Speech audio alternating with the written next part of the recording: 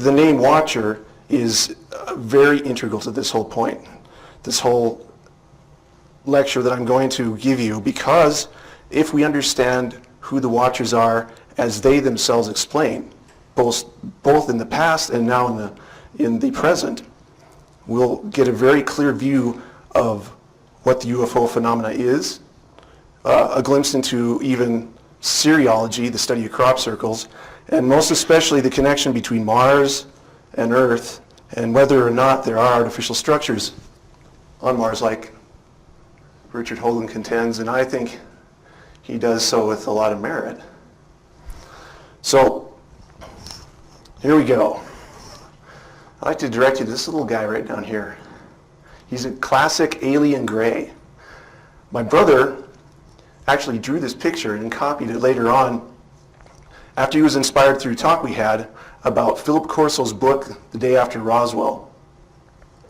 And the whole idea was that in his book he said that the Roswell crash did happen, our Air Force did recover pieces of this craft, and that they were quickly classified, and then later he came across documents that detailed how all these parts were put back into the private sector of our economic infrastructure, so that they could be back engineered and then put into technology that we're using today, like this, like my computer, integrated circuitry, and that sort of thing.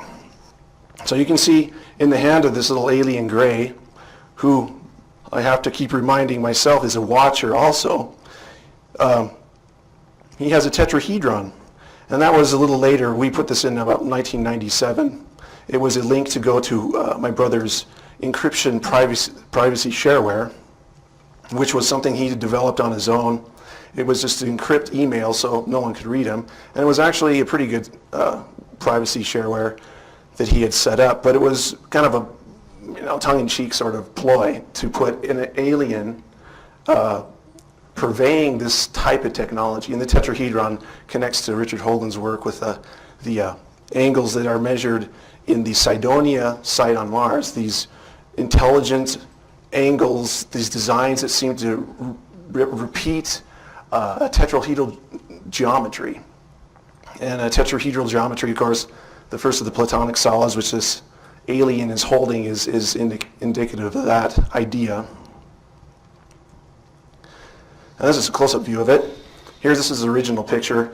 He was holding an integrated circuit, which I think is the focus of where this technology, what we were talking about with the Philip Corso book, where it came from.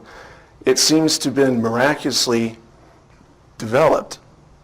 And the more my brother talked about just how intricate these sort of things were, how the chemical makeup of this chip seemed to be so random that it really did make a lot of sense. It sounds fringe and loony, but we were still doing this kind of as a ruse. And this is 1996. This is a crop glyph. You can see calling them crop circles because it's clearly not a circular structure except for the thing that this alien's holding. But it appeared in 2002, August 14th, outside of Winchester, England. And the photographer, Lucy Pringle, had also interviewed some folks who lived near this strange feature that showed up in a wheat field right around harvest time. And they had witnessed lights swirling around and then zooming into the sky, and also strange pulsing noises that they assumed were a generator or maybe a helicopter. But this feature is huge.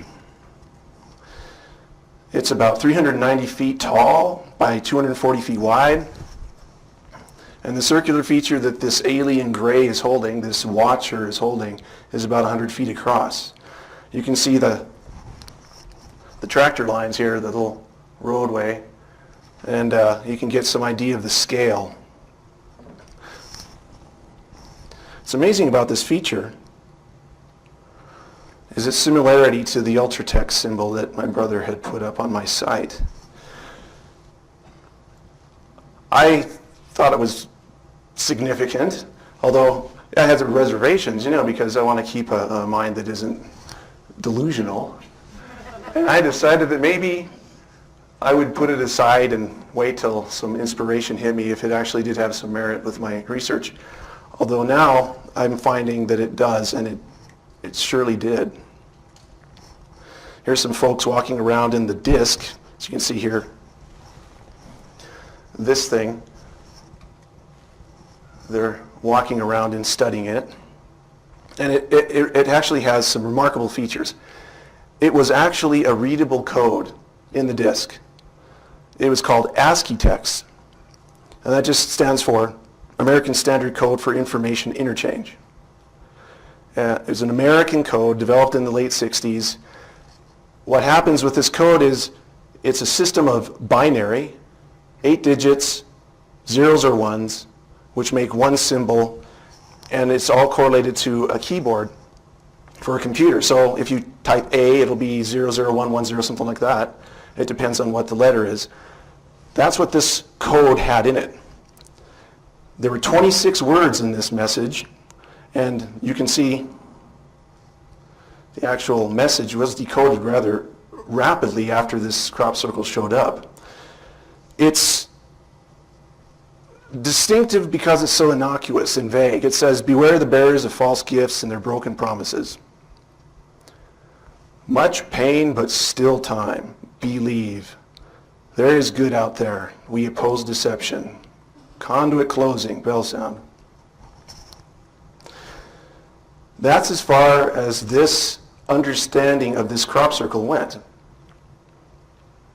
The researchers who looked into it decided that there was nothing that said it was a fake or that it had the man-made features. It had all the bona fide hallmarks of an actual crop circle as defined by cereologists, the guys who've actually coined this study, cereology. They've actually pioneered studies of how these grains, these stalks of grain are laid out, how you can actually examine them microscopically and find that the nodes that the plant have been exploded. They can be laid down in weaved patterns.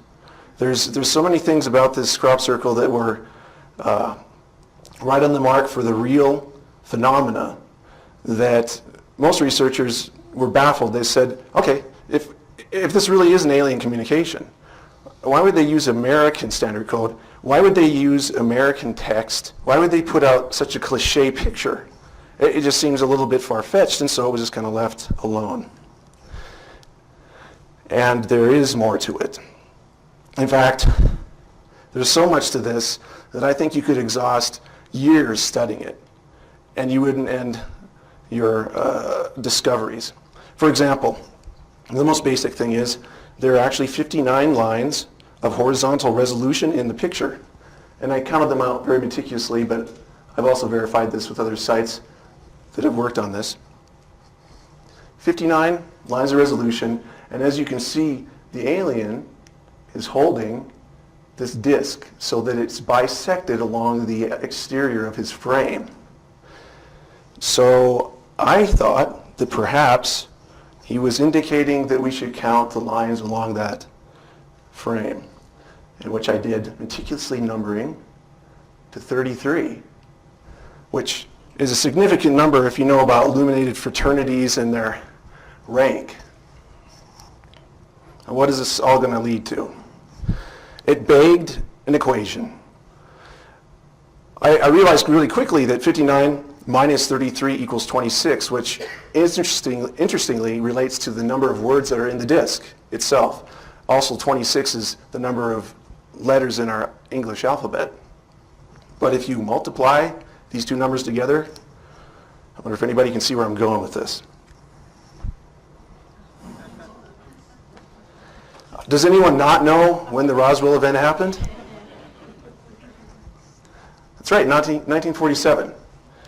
Later, when I recovered from my shock, I realized that 33% of 59 is 19.47, the hallmark signature of tetrahedral geometry that Holman talks about in the Martian Cydonia region over and over and over again. And I think the correlation between these two numbers is obvious here with these integers that we have set up in the crop circle. And there's more to it than that. I was talking about the ASCII code having letters. It represents letters, spaces, numbers. So in the 26-word message, there were 151 ASCII characters.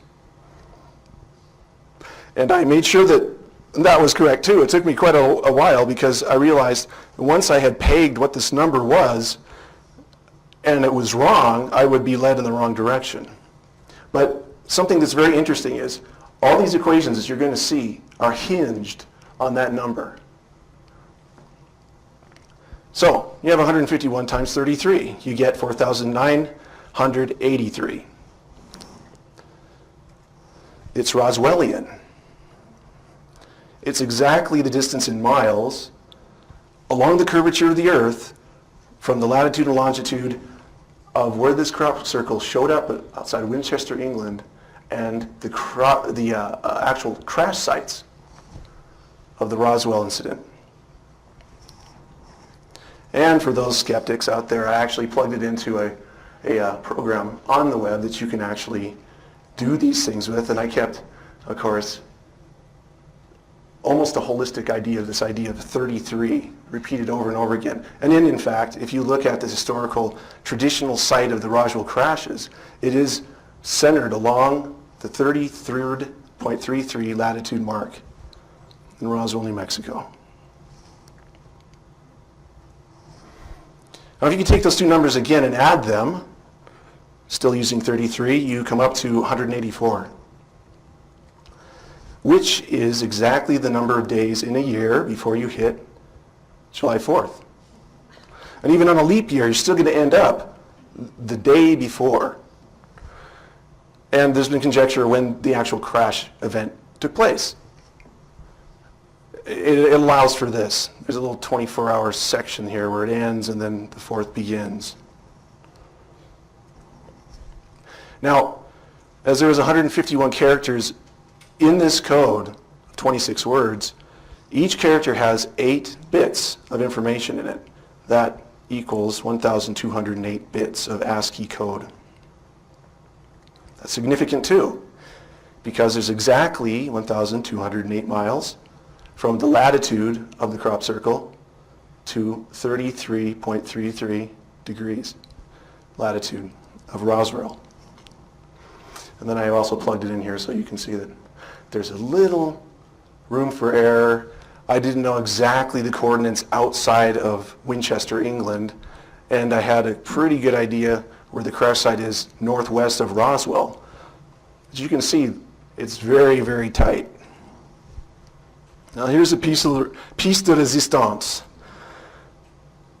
As a segue, the Europeans are mostly more open than the American press when they look at this phenomena. We have oftentimes media blackouts for spectacular things like this. I don't think this was ever shown in the year 2000 in any mainstream media in America. But this is all over the place in France and England. They didn't have any bias. But as soon as they found out that this text was in English, they dropped it. But Roswell's in America. And we speak English here primarily, so I can see what's going on. But it's interesting. In my grade school geometry class, I remember something like this. It was because it was the function of pi. It was a geometric representation of the function of pi. And pi is really a simple thing. It's a wonderful number, 3.14159265. I'm proud because I memorized it to the 8th decimal point. But anyway, you got this line here, which is actually bisecting the circle. Now, if you know the distance here, you multiply that times pi and you get the circumference. Or if you know the circumference but not the diameter, you divide pi by this and you'll get this. So it's a wonderful number. You can actually find the area of a circle also, but I won't get into that.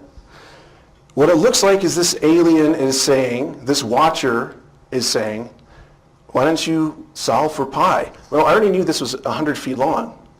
So the result would be just move the decimal places over to the right, two spaces, 314 feet, 0.15 feet then, the circumference. But that's not the integers that we're using. It's not the actual measuring system that we're using. There's 33 lines along here. So what happens then if you would multiply 33 with pi? In fact, I started thinking maybe it was referring to the cross site at Roswell because all these other equations pointed to Roswell so eloquently. So I actually multiplied pi times 33.33. And you can see 33.33 here is a crash site latitude. And what you get is the crash site longitude. Now this is in decimal. There's two different ways of measuring latitude and longitude. One is with arc minutes and seconds, and one is with decimal like this is. But the coordinates are so exact that when I plug this into my Map-O-Rama location finder, I actually ended up within a 50-mile radius of almost all the major crash site, at least the legendary areas, the traditional areas of the crash site for the 1947 event. There's the city of Roswell. You are here. In fact, this whole idea of Roswell's latitude dividing into its longitude equaling pi is one of the main reasons why the Roswell event happened in this location. I've heard a lot of conjecture over why the crash ended up here. Accident, our nuclear technology, perhaps our radar station, something that no one really knows because it was top secret and hasn't been released yet. It's all part of a bigger plan. It's a part of a plan to educate mankind. And these guys have been around for a long time, the Watchers. It's so accurate, in fact, that if you are to calculate the latitude and longitude divided into each other, you can actually draw out pi lines, which almost look like aircraft flight paths. And I was very curious about this. I had my brother actually go to his map program and plot these lines, and he ended up getting this configuration. And the reason is 33.33 through here. If you're measuring in arc seconds, they end at 60 degrees, so you're going to have to jump to do the next calculation. So there's only two lines that are that long. This one represents the digital line. This is the 33.33 line. And this is a map of the traditional crash sites. There have been speculation over which ones are authentic and which ones aren't. And this is by no means a real accurate map, but the general placement of these things is here. And this is the site, the area that I want to focus on because this is where the pi lines actually occur. In fact, they do occur on the pi lines. These are the traditional sites for the Brazil Ranch site, the second Brazil Ranch site, the Jim Ragsdale site, and this thing, the Hub Corn site, which I don't know much about. And I wasn't really that studied on the Roswell event until I started finding these things out from this crop circle. So I looked really quickly at some of Stanton Friedman's work and others, and I found that there was a commanding officer of the Wright-Patterson Air Force Base, not exactly at the time of the Roswell event, but he was working there at that time, and then later he became the commanding officer of the Wright-Patterson Air Force Base. And he was able to say that there were two distinct crash sites, even though they happened at the same time. And there's some other even more symbolic, deeper meanings to all these things that are incorporated into the crop circle. For example, even the word ASCII. There's actually a Greek word, ASCII, which means without shadow. And I ended up finding this out because I would do searches in Google and then ASCII in Greek would come out and it would say without shadow, and I thought, well, that's peculiar because that's exactly how Eratosthenes in 292 BC measured the circumference of the earth. And then, after measuring the circumference of the earth, he was able to solve the diameter of the earth using pi, which has shades of what this crop circle does.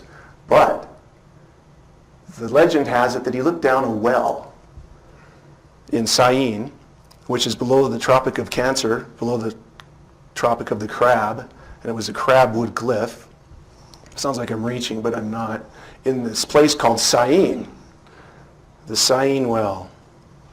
And Syene is renowned for its production of rose granite. In fact, this granite is so famous, it's been put into the pyramids in Giza, and rock cutters in Europe refer to this granite as rose granite.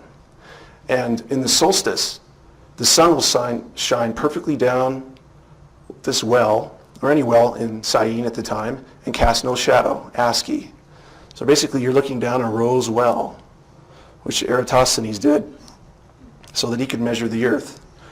It's about learning geometry, measuring the earth. That's what geometry means. Now, if you look at this message then, with respect to the Roswell incident, it takes on more significance.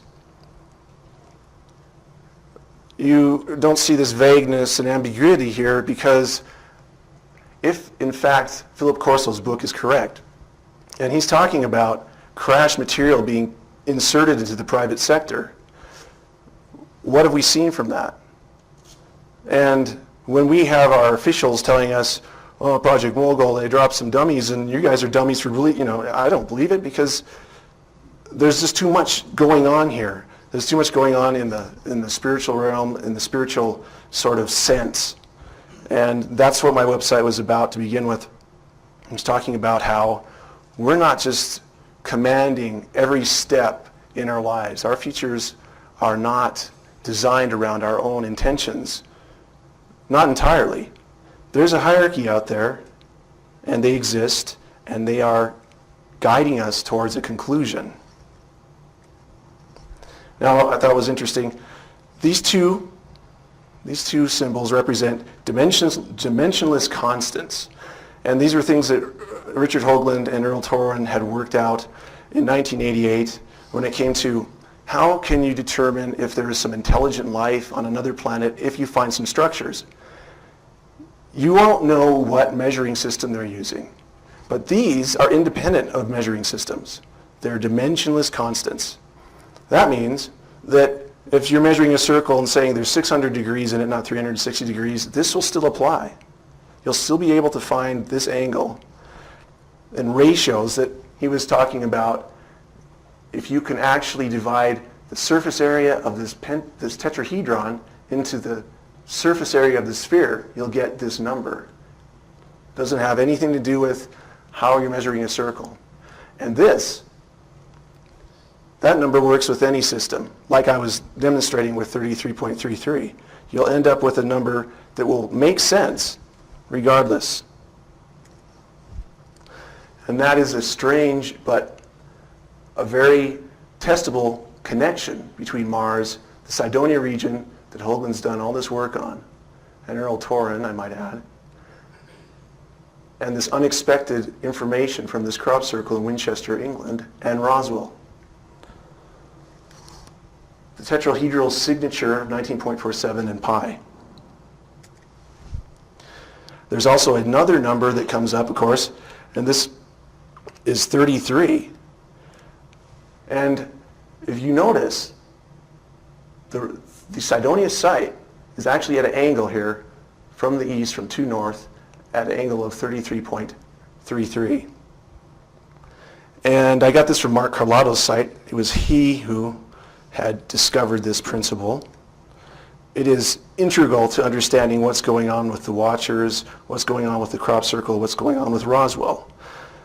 You go to a site the FBI has for the Freedom of Information Act, and notice the strange occurrence of the number 3 in this memorandum. dated 1950, March 29th.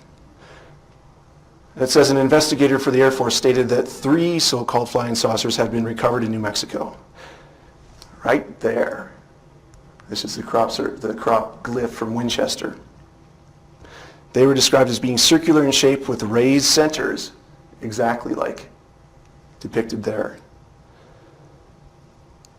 They are 50 feet in diameter. Each one was occupied by 3 bodies of human shape, but only 3 feet tall. And then it goes on, and they are speculating about what the suits were for, that these things were wearing it. I started wondering, why does this recur? Why did the bodies have to be 3 feet tall? Why were there 3 of them? Why were the 3 discs recovered? If this is a bona fide document, it's still actually following what this crop circle has suggested. And this leads me to a very fascinating and sometimes difficult to grasp connection between Mars and Earth. But I think you'll see where I'm going with this. This is a 33.33 line, which kind of divides the crash sites that you can actually see here at Roswell.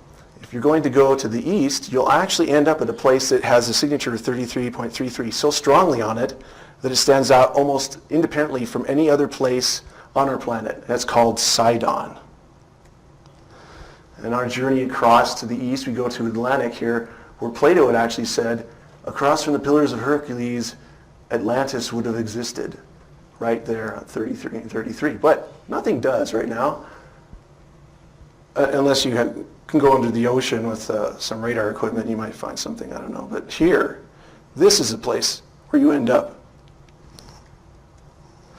which has some substance to it still. It's ancient Cydonia. It's a counterpart of a place called Cydonia on Mars, where the most convincing artificial structures that have ever been discovered anywhere besides on Earth exist. And the 33.33 line goes perfectly through Sidon, which is the capital city of ancient Cydonia. And it was alternately called Canaan.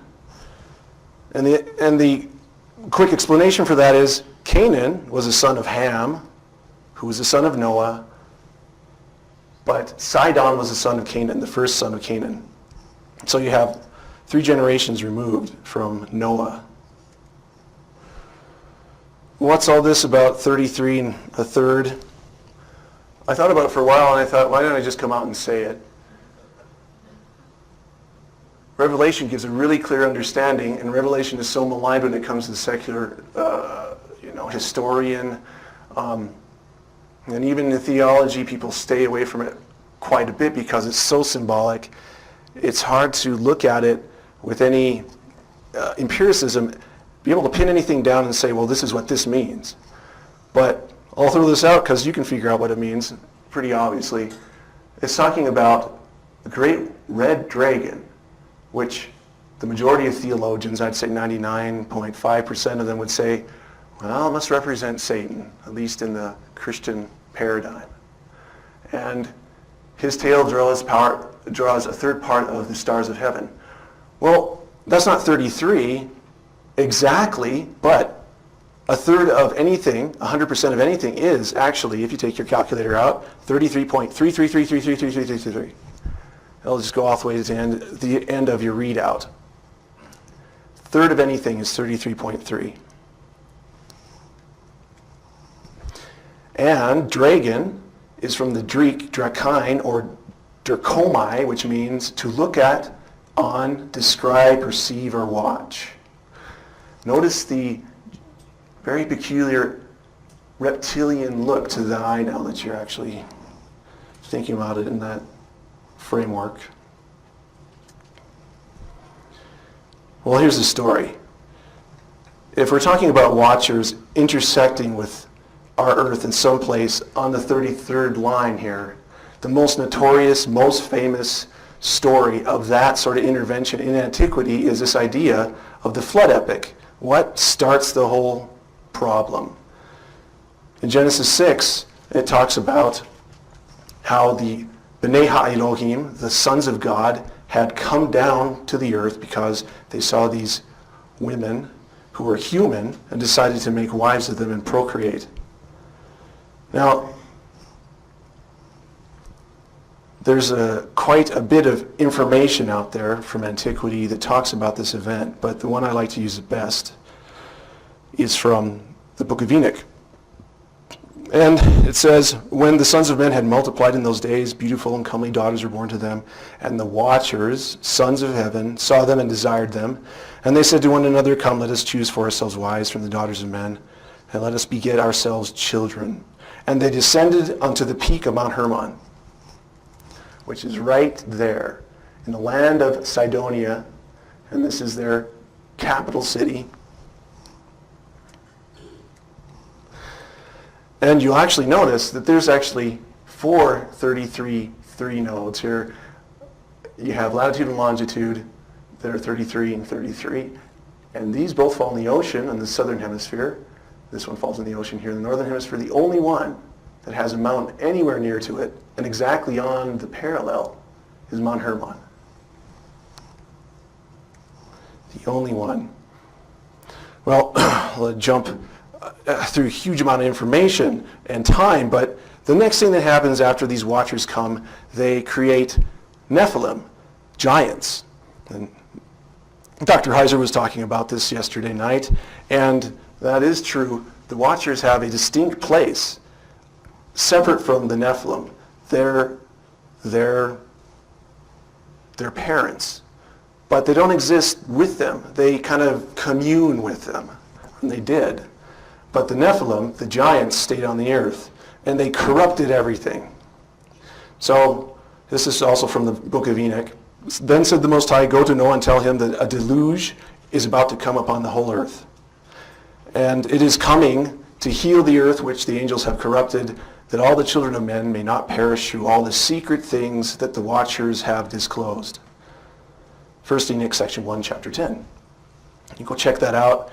It actually sometimes will use angels of heaven in place of watchers, but it's an Ethiopic, and I don't have the expertise to go back and parse out what exactly it's saying. This is just a translation that has actually used watcher in it, and I've seen it many times because it isn't just in the book of Enoch, it's in other cultures as well, as they talk about those who watch humanity. Anyway, the flood came. Noah ended up here. He cursed his son Ham, indirectly cursing his first son, Canaan. Canaan migrated to here, the land of Canaan, and his first son was Sidon. And they called this place Sidonia because Canaan is actually, in Hebrew, a derogatory word. It means lowly one. It means dog. In fact, our word canine comes from Canaan, if you check out the etymology far enough back in history. So this is Sidonia, and a lot of Greek historians had a lot to say about this because they inherited their knowledge from this area. Nonnus and Dionysica says, from the beginning of time, people lived there, people of divine progeny, and divine progeny is born of godlike beings, born of heaven. Their age is that of the universe. Well, that's a direct description of what I just said, and Enoch just explains here. This is where it all happened. This is where these angels came down. This is where the watchers came down and started their program of breeding with women, human women. So did they leave a legacy? Is there anything here that's remarkable that might say something about why the Greeks would say this is the oldest place on earth? That Sidon and Sidonia was the actual birthplace of knowledge on our planet? There is. And if you go on the 36 parallel, 36 is a really symbolic number too. It's the actual number of degrees in the edge of a pentagram. Every single little point is 36 degrees. Go to a place called Baalbek. And you'll see something like this. It was only uncovered, towards the first part of the last century. There was detritus and Pleistocene alluvials covering it almost to this halfway mark. Now, Pleistocene alluvials are rock and matter that have been placed there with the agency of water. And you can't be a Pleistocene alluvial unless you're over 13,000 years old. But that's what the geologists actually classify all this overburden here. And you can see there's these little guys standing by this huge block of rock, which is still fixed to the bedrock underneath. It's 72 feet long, 14 feet high, and it weighs an estimated 1,720 tons. Also, you can see the extreme weathering on these little facets here. This is actually a quarry that the thing's in. Here's a more modern picture. Lebanon's very proud of this artifact. They excavated this whole area here, and you can see the extreme weathering on these things. These aren't 4,000 years old. These aren't even 6,000 or before even writing old. These are at the Pleistocene age. The Pleistocene is marked by a global die-off.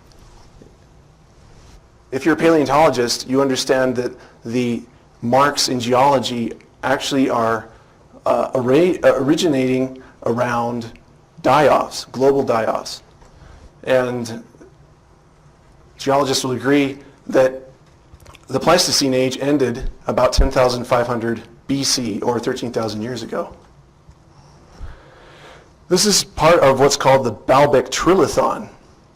There's a little guy with a fez regarding this huge edifice. It's actually a foundation for a huge complex above it. And you can see there's little edges here broken off that somebody had actually come back to this site after it had been destroyed, if it indeed had actually been built intact, and put these extra stones here and try to actually rebuild it again. But these things are about a level of two-story house, the top, and they're a little bit lighter, about 1,200 tons. And here's a wider picture of the Trilithon. And these are two guys standing above it. Its enormity is stupefying. If you actually get a chance to go here, which you probably wouldn't because the Hezbollah have a big training camp right here now, but if you could actually go here, you couldn't comprehend it. It is just such a large structure. And then above it you see this incumbent masonry, and then another change above that. And archaeologists want to say that the Romans did it all. But you can see that there's three different styles, at least in the face here. You can see Roman architecture here, and then you can see that are Hellenistic Greek, and then you have the Canaanitic, the Sidonian here, and then who knows who built this. The legends have it that Cain, the first son of Adam and Eve, built it in a fit of raving madness. But that's the legend there. Now, from this area called Sidonia, the knowledge was brought out into Europe by Europa. And really, she's an important person because she was a princess of Sidonia in the Greek myth. And most people don't realize that her name is why we call Europe Europe. But the story goes that she was abducted from the coast of Sidonia, which is now Lebanon, and she was brought to Crete. And if you go to Crete, you can find all these effigies of women with these big eyes. And you wonder what that's all about. Well, Europa actually means wide eyes, or being able to see really, really well. And interestingly enough, Apis and Appa have a common etymology. They are snake and eyes. This is actually an effigy from Crete. Here, a woman with her eyes open as wide as she can have them, and there's eyes on her little crown here. An owl, which sees really well, in the dark even, and snakes. She's always referred to as a priestess of Crete. Well, Europa, in the myth, came to Crete. She brought this knowledge from Sidonia to Crete. And here, this is a Roman carving of Demeter. Notice the same attitude of the arms and the snakes in the arms. There's definitely some illuminated connections here. And this would be the origin, biblically, the first transfer of heavenly knowledge to a human being by a watcher, which is he, who's also a serpent, interestingly enough. The serpent said to the woman, "You shall surely not die, for God knows in the day that you eat of it, this fruit of knowledge of good and evil, your eyes will be opened," Europa in Greek, "and you will be like God, knowing good and evil." And though Satan was in the guise of a serpent here, being subtle, he is an angel from above, from the heavens. That's a transfer of heavenly knowledge to man on the earth. An amazing coincidence. If you look at all these Renaissance paintings of that actual transfer, you'll notice that there's a commonality between this fruit.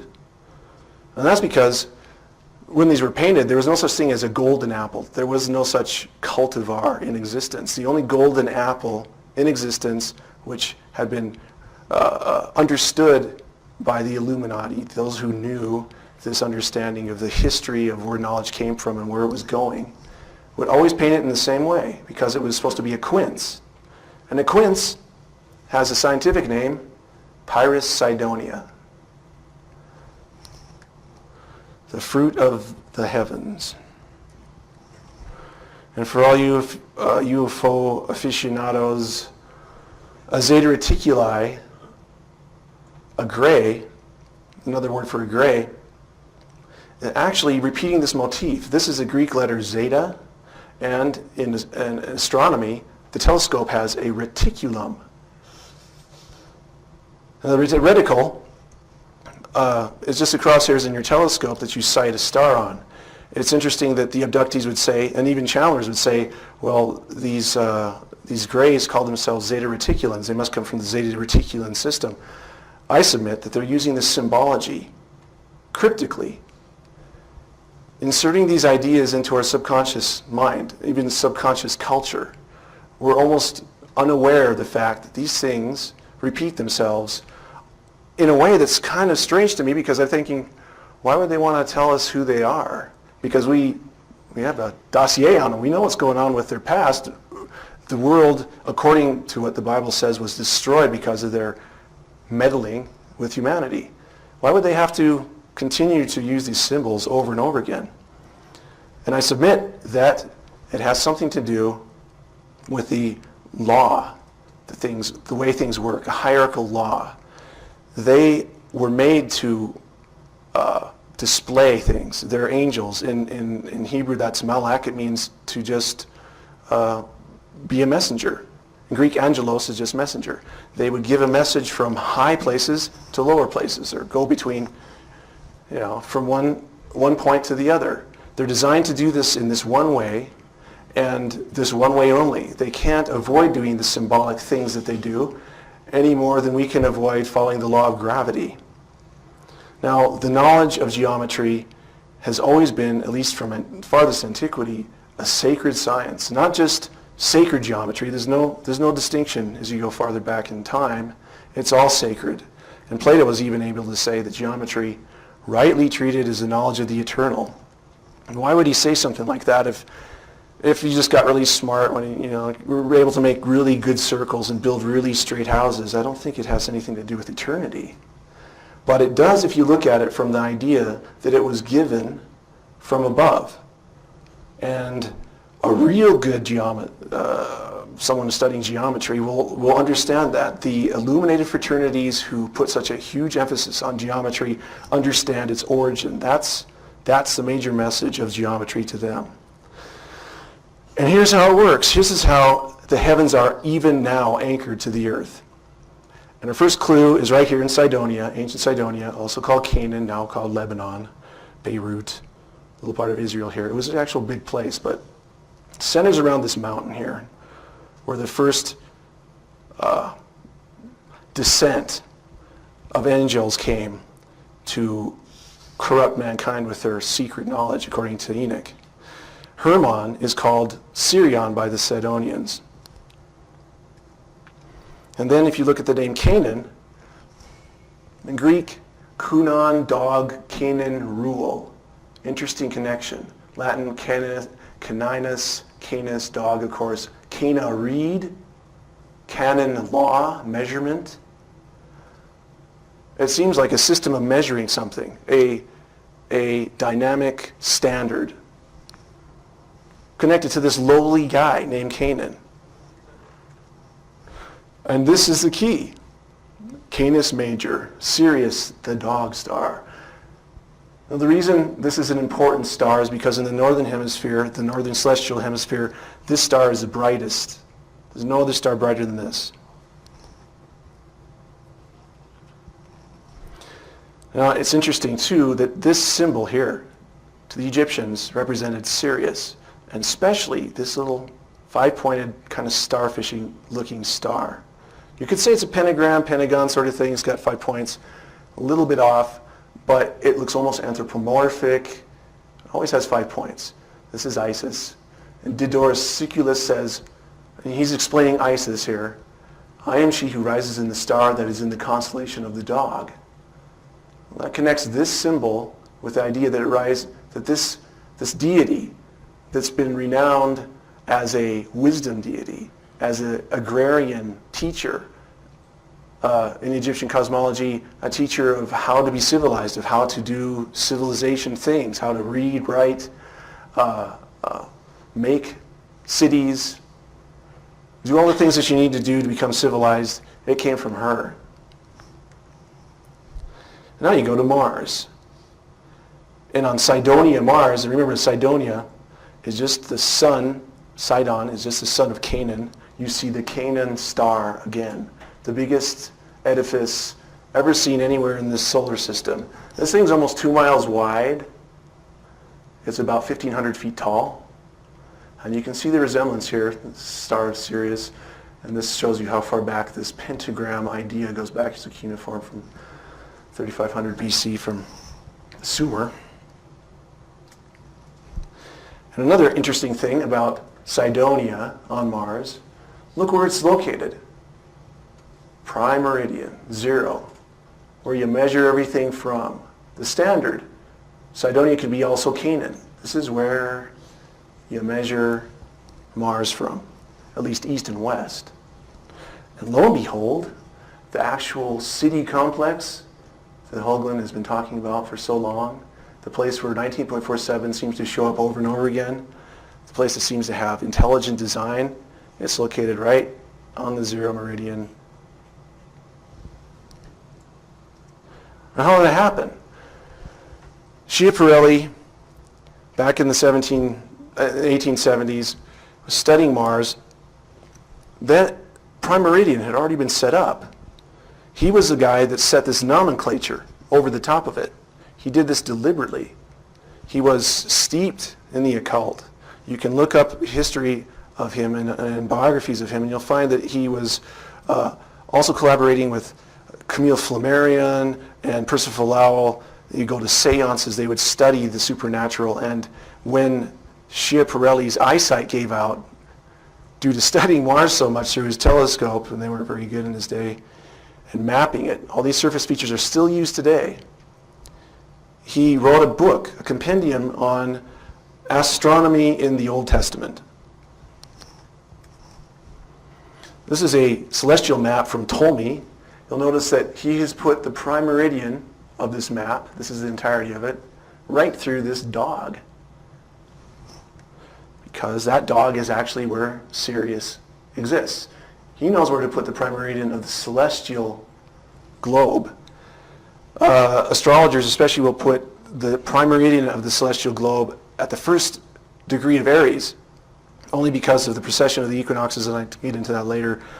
It makes way more sense to put it right here where the brightest star is. That's how the ancient mariners understood the heavens to work. And if you look at it a little bit closer, you'll actually realize that out of the zodiac, the 12 symbols that we see on our ecliptic, the only 12 that the sun travels through as it goes, or the earth travels as it goes around the sun, and we sight the sun through every year, through all these symbols, the 12 signs of the zodiac, Sirius belongs to Gemini. So this is where the prime meridian of the heavens will run, right through Gemini, right through the twins, and right through Sirius, according to Ptolemy, at least. Then here's the Gemini, Castor and Pollux, and where the prime meridian would run, if you're looking at them. And this is something that I find astounding. During the 4th of July, the sun actually rises on that prime meridian. And only on the 4th of July, from only this latitude, 33.33, you can actually have the sun rise to exactly 19.47 degrees, and Sirius will be perfectly on the horizon. Is that why this date is so important? It's a rhetorical question. I think so. Okay, this is just so you believe me. This is a program that I have. You can get them off the internet for a song, but here it is, Sirius on the horizon, and the sun at 19.47 degrees, the stamp of tetrahedral geometry, right in Gemini, right there. And then, of course, there's the altitude again. 19.5 is a round number of 94.47. I can't really get it to anything more narrow than that. And then, of course, Roswell, New Mexico, 33.33. Now, Roswell actually lies on 33.2, but this is where the crash site is, and I can actually adjust it with my program. And the actual glyph for Gemini, the shorthand glyph in astrology, is pillars. This is Gemini. And that is significant because now we actually can find out how the heavens, if the prime meridian of the heavens is where Gemini is, and Sirius, the pillars then connect the heavens to the earth in some way. And the Greeks explain it. In Homer's Odyssey, he says the Atlas, who was a Titan, the magician, knows the depths of all the seas, and he, no other, guards the tall pillars that keep the sky and the earth apart. And he uses the word pillars here, not pillar. Amazingly, the myth goes that Atlas was holding up the sky, and Perseus came and held the head of Medusa up to him because he wouldn't let him pass, and turned him into mountains. And you actually notice that the only Atlas mountains on our planet are perfectly on our 0 meridian. And this is borne out here by some Greek lyric, a fragment from the Etymologicum Magnum. I love saying that. And here it is. This is how the heavens and the earth are connected. This is what the Watchers are trying to tell us. For some very specific reason. The prime meridian, the Atlas Mountains, the mythical Atlas holding the pillars, which are Gemini. Where Sirius is, the brightest star. It's just fairly logical. Brightest star, prime meridian. Where heaven and earth meet, where time and space are measured. Even Albert Magnus, he is highly venerated in Catholic circles, said that all the powers of things below originate in the stars and constellations of the heavens. He's been canonized, actually. He was canonized in like 64 or something, kind of late. And he's studying something here called the Emerald Tablets of Thoth. This is where this comes from. This is a highly occult sort of study he was doing, but he did it under this idea of science. It's a broad general way of getting away with studying the occult back then. And he says the stars and constellations of the heavens are where these things originate, this power from heaven in some way. And all these powers are poured down into the things below by the first circle of the constellations, like I was talking about, the 12 of the zodiac, where we sight the sun. It's called the ecliptic. All the planets move along here. The sun moves along here. The orbit of the planets then are on this plane. So if you take the constellations then of the signs of the zodiac and lay them according to where the prime meridian will anchor them, here, Castor and Pollux at the twins, the pillars, this is how the rest of them look. This is how they're all arranged on the earth in this metaphorical, symbolic way. And this is a circular view of it. Here again, the pillars, Gemini, the star Sirius down here. The heaven-earth map. And this little ticket you can get if you go to the Royal Astronomy in Greenwich. And it says, I thought significantly, the center of time and space. Well, a being that has mastery over time and space is considered a deity, at least in antiquity. And here you have the prime meridian going through Greenwich here, on through England, and there's the location of that crop circle that I started out with outside of Winchester. 4,983 miles to Roswell. So if you place Gemini, like the prime meridian of heavens is originating with Sirius, in this manner, you end up with the pillars, Gemini, and the dog in this sort of configuration. And lo and behold, these are exactly the same symbols that show up in Roman cosmology. You have the idea that their founding myth of these twins starting Rome, building Rome. And what they're actually saying here then is this is a religion of the cosmos. This is a religion that was given to them. They're trying to encrypt this information so that it could be understood by those who actually can read the symbols. This is how heaven connects to the earth. But what they're also saying is, these guys are from Mars, because their father was Mars. That connects Mars again in some way with this heavenly knowledge. And here you have Canaan, the canine, and you have the milk of knowledge feeding these guys, the progenitors of Roman culture in myth. Well, I thought it was interesting that if you looked at the crop circle when it was made in August 14th, 2002, that those same motifs, Sirius, which would be the dog star, Mars, and the sun, all showed up on the horizon exactly at the same time. In fact, the sun and Mars were in a cult. They were actually conjuncting. And all these three bodies were rising on the horizon exactly at the same time from the latitude of where this crop circle was made at the time it was made. You might think that these are two coins from Rome, the Capitolian wolf and Romulus and Remus, but they're not. They're separated by almost 1,000 years. This one is from Rome. This one is from Crete. You can see this one guy suckling from a wolf or a dog. But underneath you can see here the word Chidon, a corruption of the name Sidon. Kappa, Iota, Delta. Read that. Down here it says Roma. This is from Crete, and the reason it's from Crete is because there's actually a Cydonia on Crete. And right here at the base of Mount Lucia, which is actually the mountain of the wolf. So when Europa was abducted, all this symbolic understanding of how the heavens were measured and the earth were measured and how it's connected to the earth, all that was given here in this mystery religion. That's where we get the idea of gnosis, meaning knowledge. There's gnosis. It all came from here via Europa and then finally up into the Greek culture. Now, in this heaven-earth matching system, this mirror of how heaven and earth are related, when you talk about the constellations anchored over that, this is from Crete's myth of Theseus dispatching the Minotaur.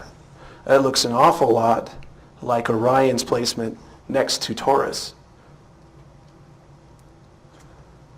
And that isn't without precedent because Taurus actually does exist in a 30-degree swath over this whole area, starting about Greece here, all over Crete, Cydonia, all the way out to this line. And that also explains why we have so much myth about Romulus and Remus, the twins, and the dog, because there's Rome right there, right on the edge.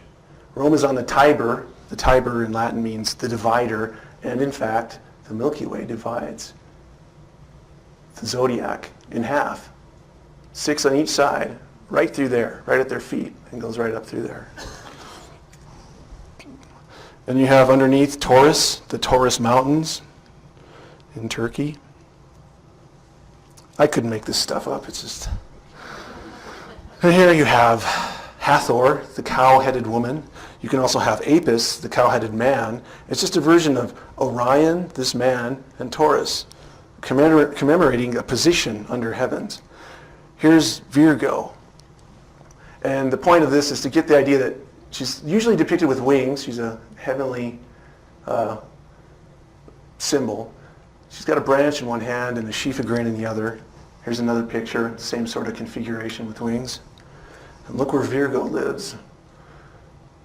This is where she's oriented over the earth, in the heavens. Right over America. Perfectly. Right here. If you'd actually look at where the center part of that would be, and she's pointing to it. This is from a grimoire, illuminated, of course. Or she's pointing to her place on the earth. We commemorate this. This is the center of where Virgo would actually be if you looked at the 30-degree swath that she occupies on the earth. Here's our capital, right, wedged between Virginia and Maryland. These aren't names that are coming out of a hat. These are actually commemorating this. There are illuminated folks involved with the placement of this thing. His own font, the guy who put this thing together, has demonstrated this sacred geometry, if you want to call it that, through the complex of Washington, D.C. over and over and over again. And look at this. Where we have our most influence and power in our country, the most powerful country. A lot of people want to argue about ever. I don't think so, but at least now we're pretty powerful, having split the atom and all. This is where we house all our war-making factions. Army, Navy, Air Force, Marines, all in here. And then you look on Mars, the largest artificial structure on Mars, the symbol of the canine star, the Sidonian star, on the planet of the war god. How can you not see the connection? Now, continuing, it gets really in depth about how the ancients have actually commemorated how the heavens are placed over their countries. And here's Virgo over the earth, and there's Mexico, and this is Hydra and Corvus pecking him. This is Mexico. You'd think that there'd be something there that would commemorate this idea, and you have it. It's their national symbol. Of course, they're using indigenous animals here. This is a hawk instead of a crow, and a rattlesnake, which is a reptile that is a lot more popular there. But if you actually look at some other things about Mexico, there's actually some very Martian things happening there too. It was said that the Aztec were told to move from an area up here down to this latitude, 19.47, by their war god, Huitzilopochtli. And he said to just set up camp here whenever you see that symbol of a snake in the talons of a hawk on a cactus. And so they searched for that sign until they found it, and it was right here in the middle of a swamp. And so they set to build their new nice city in the middle of this mosquito-infested swamp, and it took a long time. But why?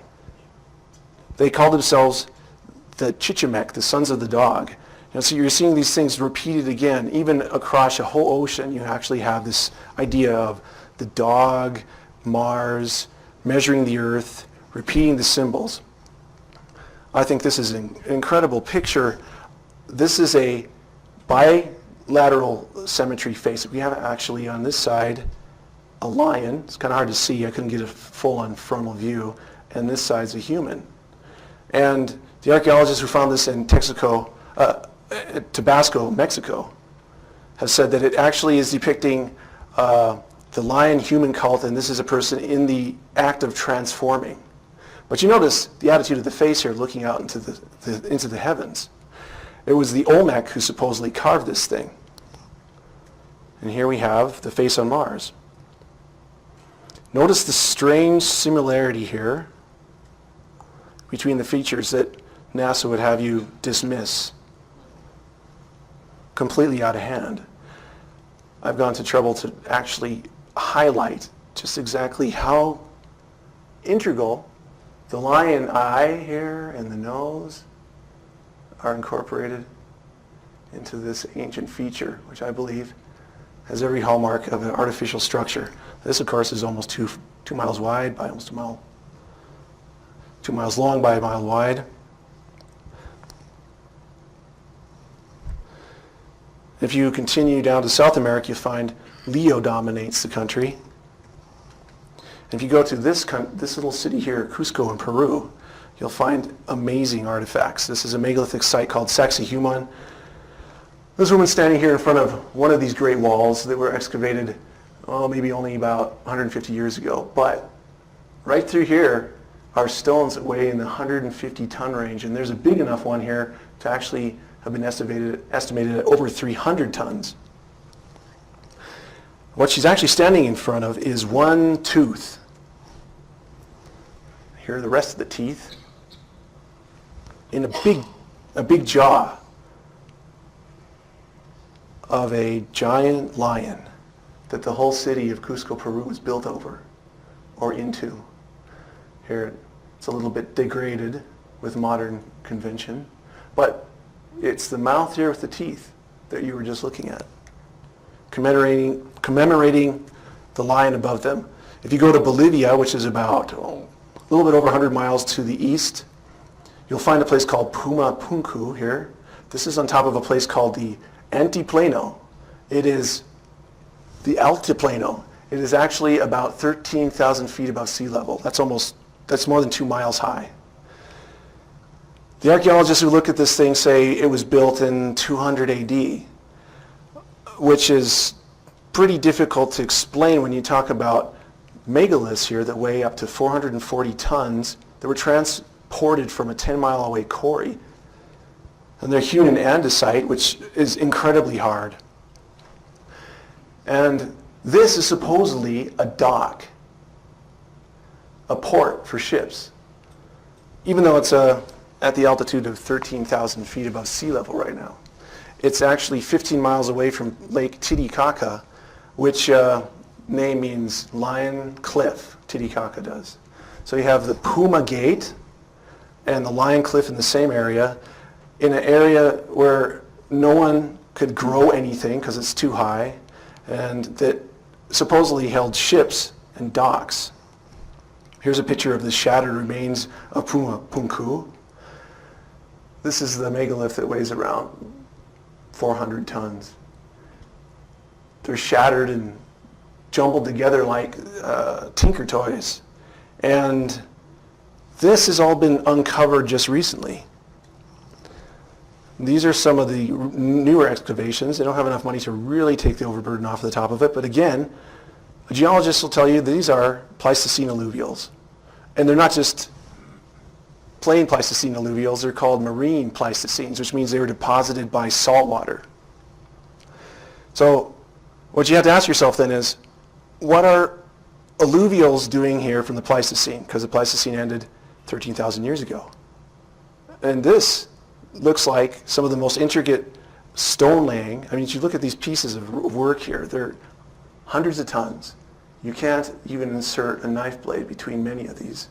They're set with such precision that they're dug down into the bedrock and then multi-facets so that they don't jar loose. What's that doing under waterborne detritus? It's because it's just like Enoch says. There was a global flood. In fact, the people, the Indians of that area, actually were able to get into detail about it. They said that a massive body came close to the earth and that it pulled a tidal bulge of the oceans out with it because the earth captured this body like a moon or a comet in its gravity. And as this orbit decayed, it reached its Roche limit and fragmented, and this huge wall of water, this huge mound that was moving along with this moon was dissipated, and it flowed back towards the poles each direction, and it wiped out their civilization in one night. And that's their legend. Now the Watchers, those who've been abducted by the Watchers, many times come back with this idea that the Watchers are saying the Earth's going to be destroyed again. Well, they should know. Enoch says that they're the reason the Earth was destroyed already. But it's interesting that this would be a revelation to those who've been studying Bible prophecy, because when the Messiah comes back, that eschatology talks about disasters unlike men have ever existed through are coming.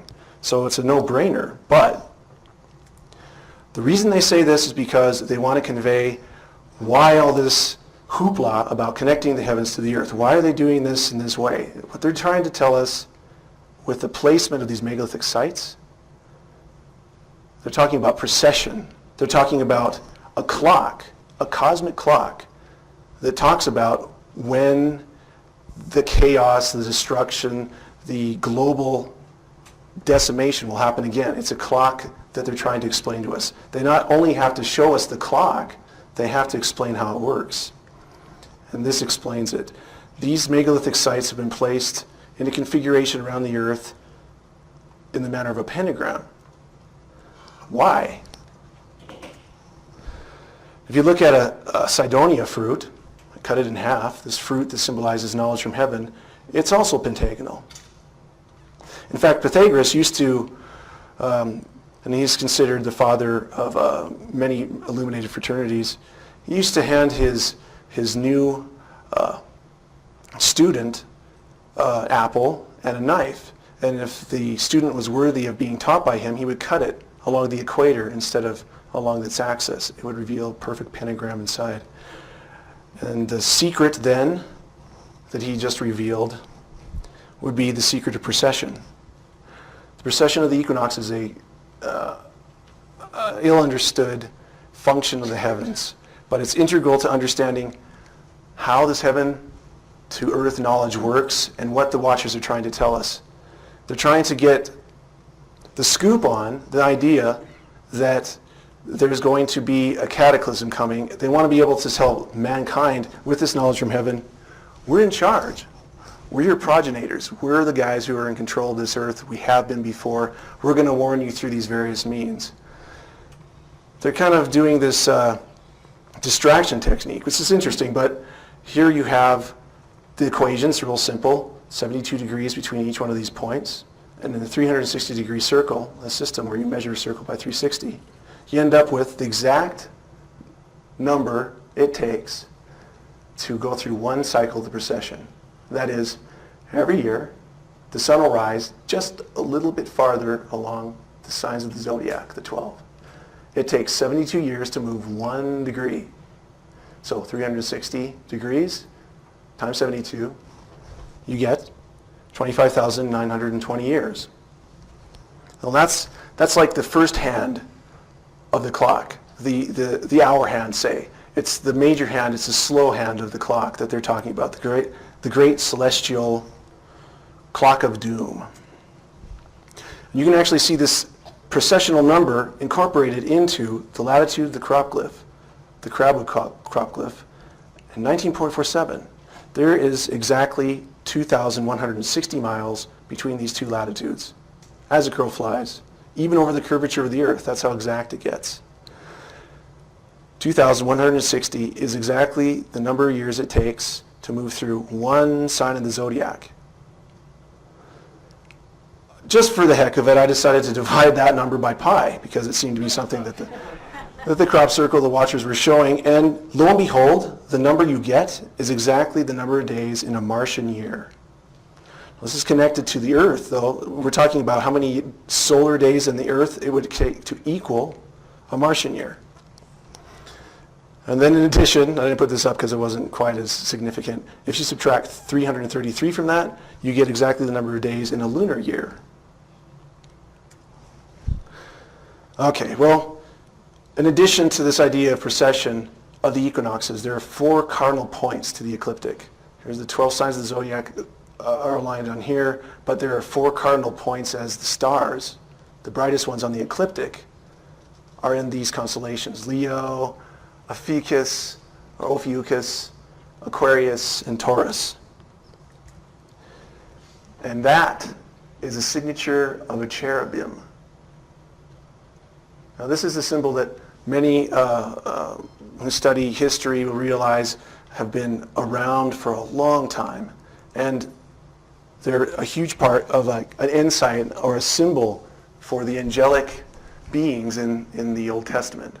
They had 4 faces, Ezekiel talks about. Well, there's 4 cardinal points to the ecliptic. If you combine them all together, you get this unique little animal here. And this one is an ivory from, it escapes me, but there's a head here, a human head, 4 paws of a lion, eagle wings, and the back part supposedly of a bull. The bull tail is up instead of down, so they believe that it's a bull. It has all the hallmark and stamp of an angelic being, which seems almost like a paradox. If the Watchers are angels, but angels are in the Bible as being good guys, what's the difference? Well, there are moral alignments with angels. There are those who've decided they will do what God wants. There's those who have actually been corrupted, along with the greatest angel, the greatest cherub, whoever was in existence, who was corrupted by his own beauty. And now we have this interesting sort of moral conflict going on, and you see the motifs of this. It's the center of the Ark of the Holy of Holies, where the Ark of the Covenant was held, the very most holy object that the Hebrews had. These guys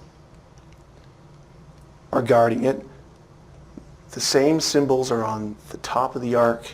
It's all about something to do with this conflict. The heavens, the angels, humanity. As a side note, the guy who built all this stuff in Solomon's temple was from Sidonia. Hiram of Tyre, he was the king of Sidonia.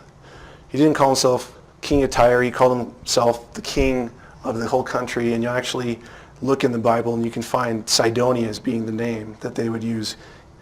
It was also known as Phoenicia by the Greeks, but that's kind of a derogatory term too, because Phoenicia just means red men.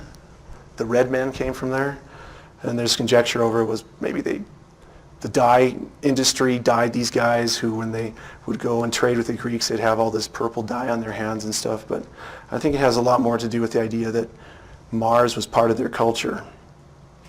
Mars, their red planet.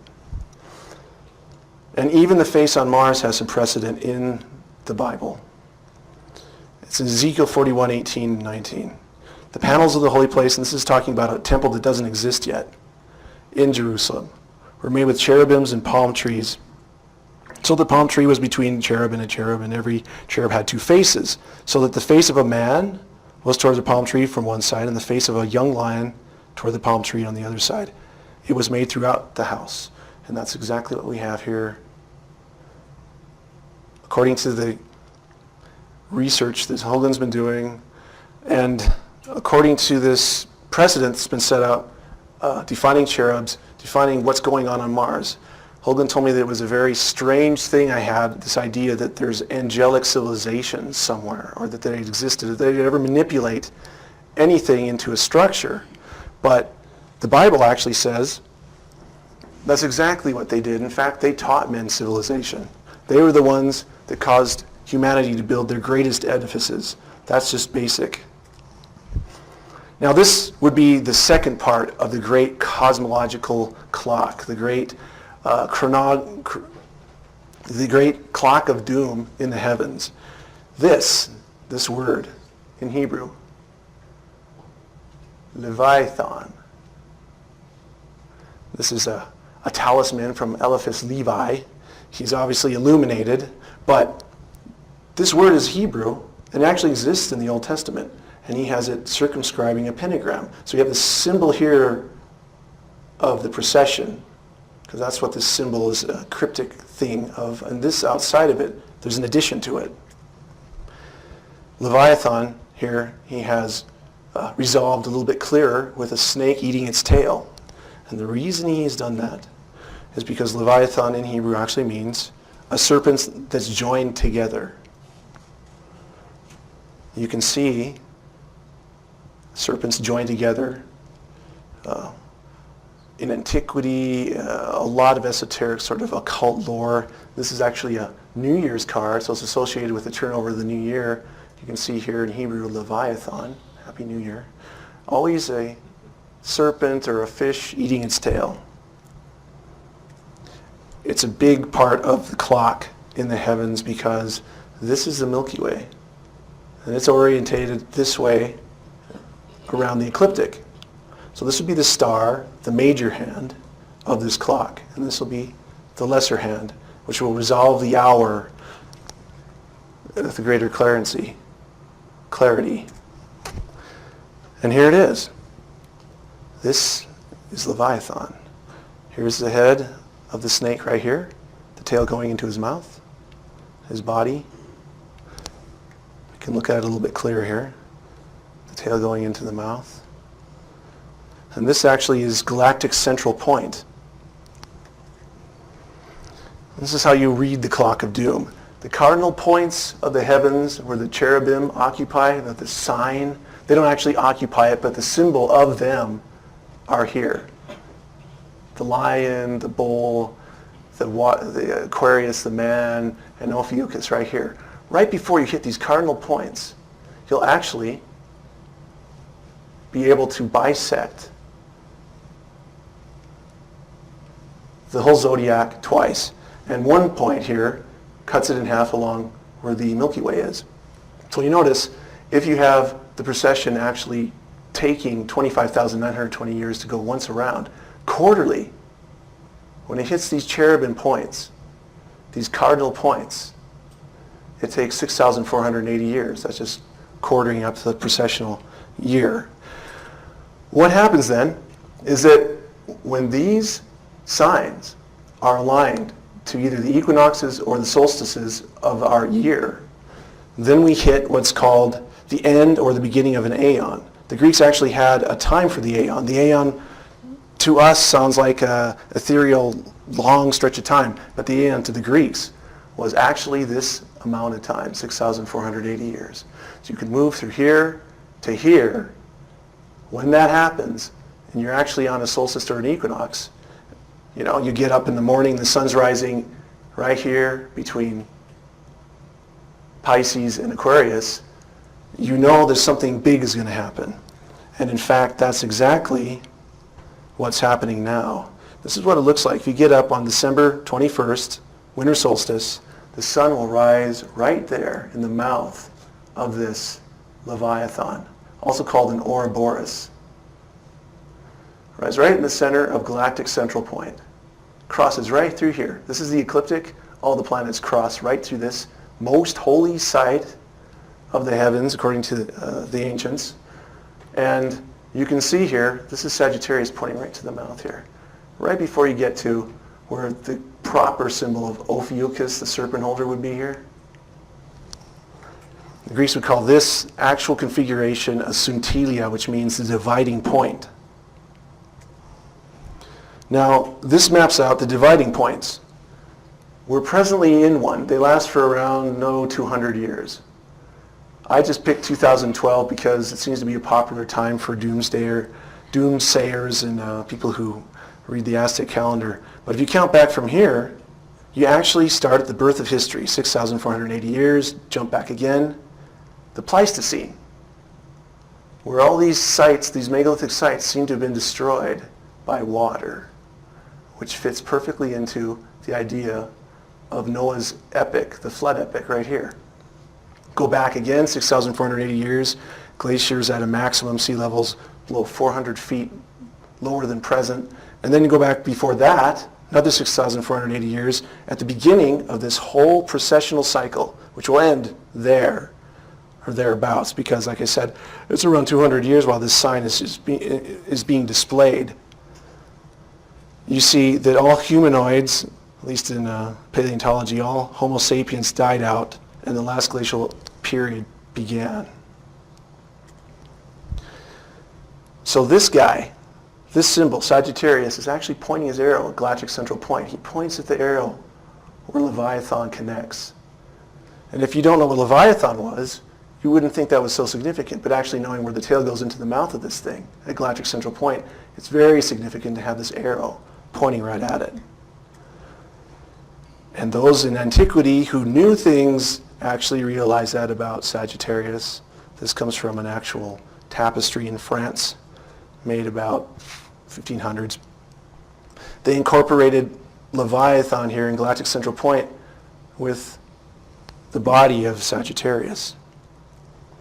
But this, I think, is really fascinating. The most ancient depiction of Sagittarius is Nergal, the god of Mars, to the Sumerians. And this is an artist rendition, actually my brother painted that, of this face in profile. And here's a close-up of Nergal's face in profile. Notice he has two faces. Some say this is a lion. It looks more like a wolf to me. It would still be kind of significant. But he's a cherubim. This back end here, this is a cow. This is a bovine. The front, these are paws of a lion, wings of an eagle, and human foreparts like a human. So he fits a classic design of a cherubim, but he's called the god of Mars by the Sumerians, and he bears this uncanny similarity to the face on Cydonia. Well, Enoch comes to the rescue again, explaining what's going on now in modern times. You have the alien grays, you have what people would say are Zeta Reticuli, or watchers. Enoch explains what's going on with them. He was actually told to explain to them themselves by God what their punishment would be. And he goes on saying here in Enoch 6, the dwelling of the spirits who were born on earth is earth. They are called demons. They eat no food, do not thirst, and are not observed. As Dr. Heiser was talking about yesterday, the Semitic, the Hebrew belief of where the origin of demons come from is that they were the giants that were destroyed in the flood. Enoch fits that here in this sentence. And then he says, but the dwelling of the watchers, the spirits of heaven who were promiscuous with women, is heaven. They, assuming many forms, and that's a salient part there, will lead men astray so that they sacrifice to demons as gods until the great judgment day, until the time of the consummation of their sin. This is the central point of contention. I wanted to add, when Dr. Heiser was talking yesterday about what defines divinity, what defines a divine being, and I was thinking, could it just be living forever? Immortality? I mean, they are different than humans, and they don't live on the earth. They have interaction with us on the earth. But I think what defines, really simply, in a way, a divine being, an angel, is that they are eternal. They weren't always eternal. They were created at one point like human beings, but they have eternal life already. And this is where the contention all started. This knowledge was brought down from heaven by this being, a watcher, the consummate watcher. This fruit, well, I'm showing, has this connection to Mars through symbology, through occult literature, through history, the Cydonia fruit, symbolizing knowledge from heaven. Incrementally showing us more and more on how to become civilized, how to somehow overtake this curse of being prevented from ever living forever. And then you have, and I use the same phraseology here, I actually picked this because the words were actually the same. There's the tree of life, I guess, metaphorically. I mean, I don't have access to this literal tree back in Genesis in the Garden of Eden. But I do have access to understanding this. And metaphorically, I understand this connection. I'm understanding what this is trying to tell me about if I gather more knowledge, if I have more gnosis, someday maybe I'll be able to breach that point between mortality and immortality. I think that's what the contentious point is. I think that's the thing that divides and actually defines what the argument is between the angels who've rebelled and the angels who haven't. What's going on with mankind here right now. This could be metaphorically the tree of life because I can actually take part with this. I can actually go to this. And that's a promise that I've been given as a Christian, that I'll live forever because I trusted what God himself did on this cross, paying for all my sin, all my imperfection.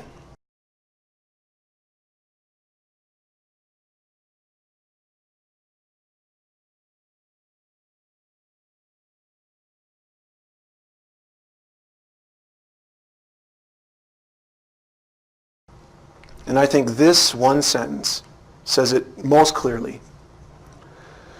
I think this one sentence, and it comes out of the New Testament, but I think it clears up exactly what's going on between angels, the angelic realm, the rebellious angelic realm, and humanity. As it says, through the church, the manifold wisdom of God might be made known to the principalities and powers in the heavenly places, according to the eternal purposes which he purposed in the Messiah, Jesus our Lord.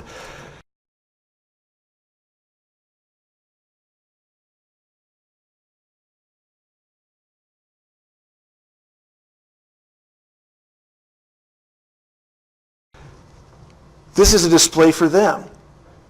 With this information, no one can actually say, well, the Bible discounts beings in outer space. What this is actually saying is, what's happening on earth is for their benefit. It's showing them something. It's not all human-centric. It's actually a demonstration on this one planet of something so phenomenal that you could expect a lot of watchers from heavenly realms.